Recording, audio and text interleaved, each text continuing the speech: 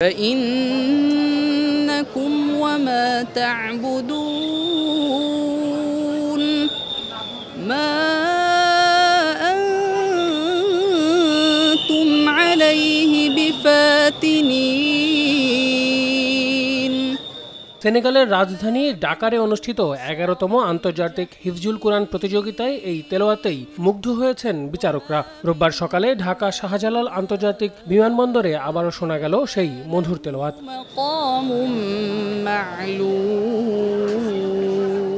এবারের আসরে হাফেজ আবু রায়হান বিশ্বের ৩০ দেশের ৫৫ প্রতিযোগীর মধ্যে প্রথম স্থান অর্জন করেন। দেশে পৌঁছানোর পর দেশের বিশিষ্ট আলেম ওলামা এবং সর্বস্তরের মানুষ বিমানবন্দরে তাকে ফুল দিয়ে সংবর্ধনা জানায়। আর এই অর্জনের মাধ্যমে বিশ্বমঞ্চে দেশকে সম্মানিত করতে পারার অনুভূতি প্রকাশ করেন। তিনি মনে করেন তার এই অর্জন ভবিষ্যতে আরও হাফেজদের অনুপ্রাণিত করবে এবং দেশের নাম আরও উজ্জ্বল হবে।